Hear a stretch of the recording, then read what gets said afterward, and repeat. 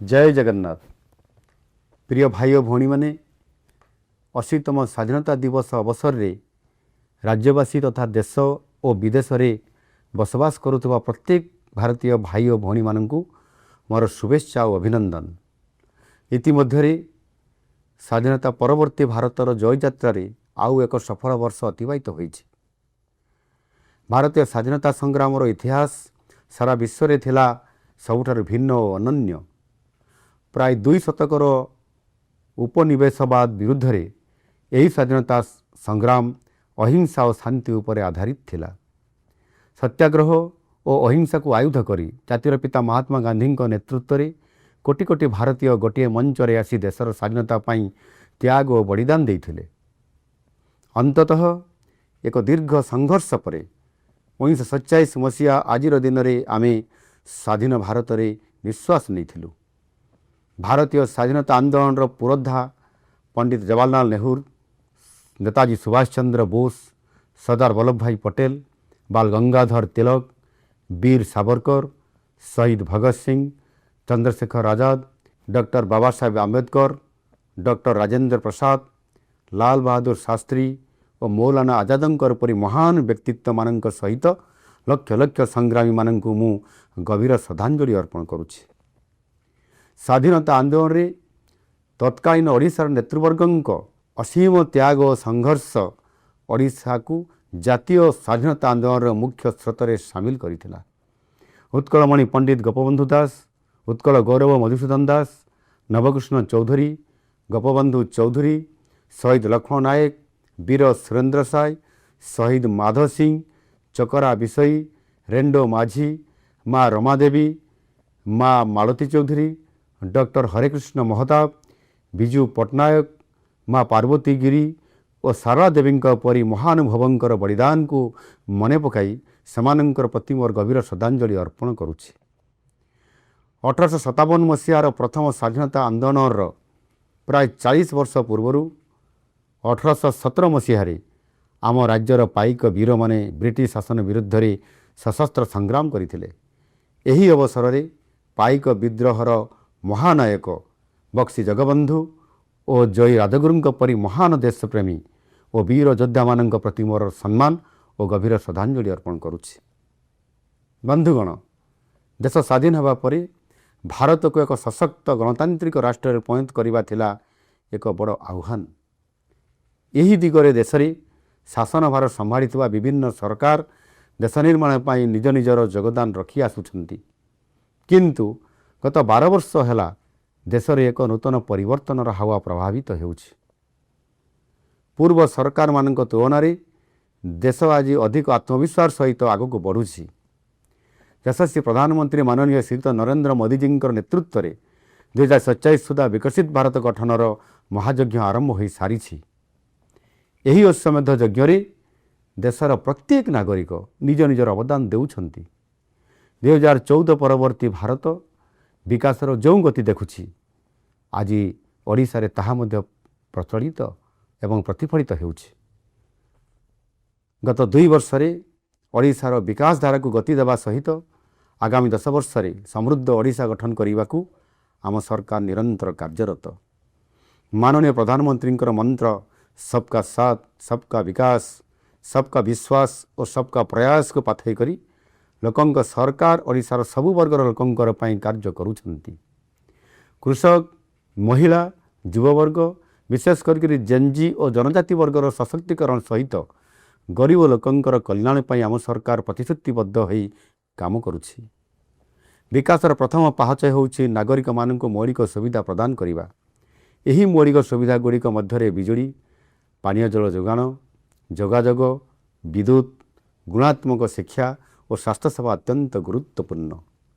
आसंता 2027 मसीहा शेष सुधा राज्यर प्रत्येक ग्राम को सड़क संजोग, विशुद्ध पानीय जल जोगाण और विद्युतकरण करने मिशन मोड्रे कार्य आरंभ होइछि। एथिपाई आम सरकार मिशन पावर नामक एक योजना कार्यकारी करुछंती। देशर विकास पाई गुणात्मक शिक्षा अपरिहार्य। शिक्षा क्षेत्र में अनेक जुगान्तकारी पदक्षेप मध्य प्राथमिक शिक्षार सर्वांगीन उन्नति पाई गोदावरी मिश्र आदर्श प्राथमिक विद्यालय योजना और देश में प्रथम राज्य भाव केजी रु पीजी पर्यंत निःशुल्क शिक्षार प्रचलन उल्लेखनीय। शिक्षा क्षेत्र में समाजर दुर्बल वर्गर विद्यार्थी को सशक्त करने अनुसूचित जाति जनजाति विद्यार्थी मानक आनुपातिक भाव तथा सामाजिक और आर्थिक दृष्टिकोण पछुआ वर्गों आरक्षण व्यवस्था करिसेंति, जहाँ मेडिकल और वैषयिक शिक्षा व्यवस्था लागू होइछि। ये सब संस्कार ओडिशार विकास पाई शिक्षा भित्तिभूमि को सुदृढ़ करने सहित शिक्षा व्यवस्था को समावेश करिवो। आयुष्मान भारत प्रधानमंत्री जन आरोग्य योजना गोपबंधु जन आरोग्य योजना आज राज्यर 80% लोकंकर स्वास्थ्य सेवार सुरक्षा कवच साजिछि। देशर ख्यातिसंपन्न और प्रतिष्ठित बेसरकारी डाक्तखाना चिकित्सा हवा गरीबों स्वप्न आज वास्तव में परिणत होइछि। प्रिय भाई भौणी माने आम चाषीकूल केवल कृषक नुहंती, सेमाने होउछंती अन्नदाता। अन्नदातांकर आय को वृद्धि करने समृद्ध कृषक योजना पीएम किसान सीएम किसान मुख्यमंत्री कृषि उद्योग योजना आज सफलतार सहित कार्यकारी करा जाउछि। गत 2 वर्षर निरविच्छिन्न प्रयास फल आज अन्नदातांकर आय अखिदृश्य भाव वृद्धि पाइछि। राज्यर अधा जनसंख्या होउछंती महिला। सेमानंकर सामाजिक आर्थिक और राजनैतिक उन्नति पर आम सरकार प्रथम दिन ही कार्यरत। सुभद्रा और लक्षपति दीदी योजना माध्यम सेमानंकर आर्थिक स्थिति में सकारात्मक परिवर्तन आसी। मुख्यमंत्री कन्या विवाह योजना और कन्या सुमंगल योजना माध्यम आम सरकार गरीब परिवार को वार्ता देवा चाहूँगी जे कन्या संतान बोझ नुहंती, सेमाने परिवार पाई आशीर्वाद। आम सरकार हेउछि लोकंक सरकार। राज्यर 80% लोकों को अन्न चिंतारू दूरे रखापी आमे सेमानंको मुख्यमंत्री अन्नपूर्णा योजना माध्यम प्रत्येक व्यक्ति को मासिक अधिक 5 केजी चाउल प्रदान करुछु। राज्यर समस्त योग्य वरिष्ठ नागरिक मानक मधुबाबू पेंशन योजना रे सामिल करने पदक्षेप लिया जाउछि। युववर्गों को रोजगार जोगाइदेवा वर्तमान समयर सबुठारु बड़ आह्वान। आम सरकार या हृदयंगम करी राज्यर द्रुत शिल्पायन को गुरुत्व दौरान। मात्र 2 वर्ष में 3.5 लाख कोटी टंकार शिल्प प्रकल्प प्रतिष्ठा हो सारी। यह द्वारा 2,50,000 युवक युवती निजुक्ति सुजोग सृष्टि होइछि।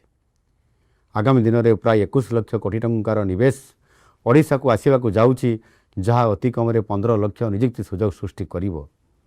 राज्यर प्रति जिल्ला रे शिल्पायन करा जाउछि। एथि सहित स्वच्छ चयन प्रक्रिया माध्यम 45,000 अधिक सरकारी नियुक्ति प्रदान करा जाइछि। भित्तिभूमि निर्माण क्षेत्र में ओडिशा देशर एक अग्रणी राज्य में परिणत होइछि। सड़क पथ सेतु रेलपथ विमान बंदर और बंदर भित्तिक विकास में ऐतिहासिक उपलब्धि मिली। यही उन्नत भित्तिभूमि ओडिशार विकास में प्रमुख भूमिका ग्रहण करिवो। बंधुगण, माननीय प्रधानमंत्री श्रीयुक्त नरेंद्र मोदी जी विकासर परिभाषा होउछि विकास भी विरासत भी। या पाथई करी आम सरकार ओडिया अस्मिता ओडिया भाषा और संस्कृतिर प्रचार प्रसार करने उद्यम जारी रखिछंती। युवशक्ति हेउछंती देशर आगामी भविष्यत। ये देशर भाग्य डोरी सेमानंक हाथ में रहिबो। तेणु सेमानंकर सशक्तिकरणर आवश्यकता रहिछि। यह माननीय मोदी जी अनुभव करिछंती। तेणु गत 12 वर्ष युववर्गंकर अनेक कार्यक्रम और योजना प्रणयन कर आसुछंती। माननीय प्रधानमंत्री नेतृत्व उपरे देशर युवशक्ति संपूर्ण भरोसा करती। आज यही पवित्र अवसर में मु समस्त युववर्गों को आह्वान करुछि, देश विरोधी शक्ति द्वारा परिचालित हुंतु नहीं। राज्य और देश गठन में निजक ब्रती करंतु। मोर दृढ़ विश्वास समृद्ध ओडिशा और विकसित भारत गठन में आपण मानक भूमिका निर्णायक होगाकू जाउछि। आसंतु गढ़िबा एक सशक्त और विकसित राष्ट्र, कारण आगामी 2 दशक होगाकू जाउछि भारतर दशक। जो विजय पथरे भारतर यात्रा आरंभ हो सारी ताहा हेउछि एक जगरनट। याकू प्रतिहत करने असंभव। आसंतु मिलीमिशि गढ़िबा स्वप्नर ओडिशा, समृद्ध ओडिशा, विकसित ओडिशा और विकसित भारत। मोर पूर्ण विश्वास अछि जे महाप्रभु श्री जगन्नाथଙ୍କ अपार करुणारू यह निश्चित भावे साकार हब। समस्त को पुणी थे स्वाधीनता दिवसर अनेक अनेक शुभेच्छा और अभिनंदन। जय हिंद, वंदे मातरम।